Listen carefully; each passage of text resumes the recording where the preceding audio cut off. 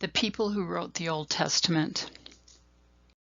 The very first words of Scripture were actually written by the finger of God on the stone tablets that he gave to Moses. Exodus 31:18 records this, "And he gave to Moses, when he had made an end of speaking with him upon Mount Sinai, the 2 tablets of the testimony, tablets of stone, written by the finger of God." But what about the rest of the Bible? Do we have the very words of God spoken and written by God himself? That answer is yes, but God chose to do it using many imperfect people to give the world one perfect book. It's a bit like an architect using many builders and craftsmen. He develops the main blueprint and then chooses those with the skills to carry it out. We might say that God was the author, but he chose men to be his pencils, all from a variety of backgrounds. God spoke to these men through his Spirit, and they wrote using their own unique styles. What's called the Old Testament traces the story of how the world, and specifically men and women, got started. How sin corrupted God's once perfect creation, and then how God set in motion the events and people used to send Jesus to the earth so he could redeem fallen men and women. Let's look at the people God used to write the Old Testament, starting with Moses. He is credited with writing the first 5 books of the Bible: Genesis, Exodus, Leviticus, Numbers, and Deuteronomy. These 5 books were called the Torah. He also wrote Psalm 1. The book of Joshua is mainly attributed to Joshua, who became Moses' successor as the leader of Israel and who led the people into the Promised Land. But since the last part of the book is written after his death, there was another author involved who is unknown. Samuel was the last judge of Israel and is attributed with writing the book of Judges, although this isn't known with 100% certainty. He also possibly wrote Ruth, as well as 1st and 2nd Samuel, or parts of it. The author or authors of the book called Ezra and Nehemiah are uncertain. It's thought that Ezra, who led the second wave of exiles back to Judah from captivity in Babylon, may have written some of it and also been the compiler of the parts he didn't write. In the Hebrew Bible, Ezra and Nehemiah were one book. The author for the book of Esther is unknown.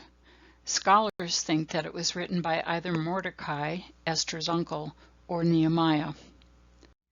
The book of Job, regarded as the oldest book in the Bible, has an unknown author as well.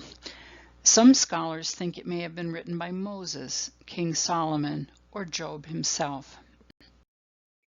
David, a shepherd who became Israel's second king, wrote what most people would say is the most beloved and well-read part of the Old Testament, the Psalms. In these poems and songs, David pours out his heart to God, in good times and in bad. It's why we can all relate to them. While David wrote most of the Psalms, there is one attributed to Moses, several to the sons of Korah, a man named Asaph, and at least 2 by David's son Solomon. Solomon, the son of King David, is attributed with writing most of Proverbs as well as Ecclesiastes and the Song of Solomon. Agur wrote Proverbs 30 and Lemuel Proverbs 31. Isaiah is a prophet who ministered to the southern kingdom of Judah after Israel split into 2 kingdoms. He recorded his own prophecies during the reign of 4 kings. Jeremiah, called the weeping prophet, wrote Jeremiah and Lamentations. Some scholars also believe he penned parts of 1st and 2nd Kings. His prophecies cover a very dark time leading up to the destruction of Jerusalem. Ezekiel was a faithful preacher to the Jewish exiles in Babylon. He is the author of the book called Ezekiel. Daniel, the author of his own book called Daniel, also wrote during the Babylonian captivity. While Ezekiel was toiling in a slave gang in Babylon, Daniel was writing from a palace in Babylon. Hosea wrote down his own prophecies to the northern kingdom of Israel. He was a contemporary of Isaiah and Micah. Joel, a prophet to Judah or the southern kingdom of Israel, is considered to be one of the earliest of the prophets who wrote his own prophecies in the book called Joel. Amos was a sheep herder and farmer whom God called to gather his straying people together. Amos spoke to both Israel and Judah in his book called Amos. Obadiah. About the only thing we know of this man was that he was a contemporary of Jeremiah. He foretold the destruction of Edom for its opposition to Israel around 840 BC. Jonah, called the wayward prophet, reluctantly preached to the people of Nineveh, and they were spared destruction. Ironically, Jonah would have preferred that they were destroyed. He recorded his call from God and what happened in his own book called Jonah. Micah was a country preacher who lived in the days of Isaiah and Hosea. He preached in the area 20 miles south of Jerusalem near the Philistine border. He spoke against the people of Judah for their abusive treatment of the poor. Nahum prophesied the fall of Nineveh almost 100 years after this city repented under the preaching of Jonah.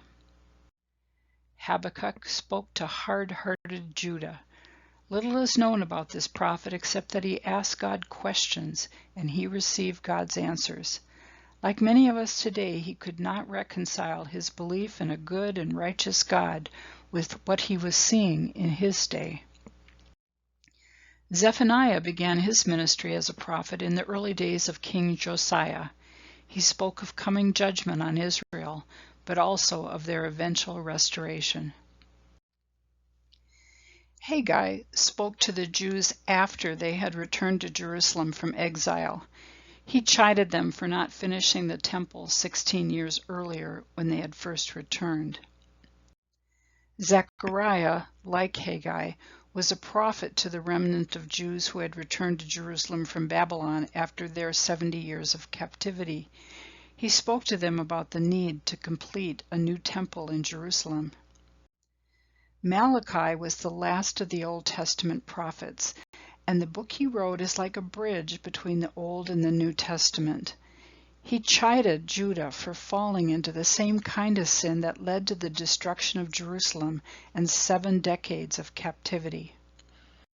When Malachi finished speaking, there would be 400 years of silence between his voice and the voice of John the Baptist, who would come as one crying in the wilderness.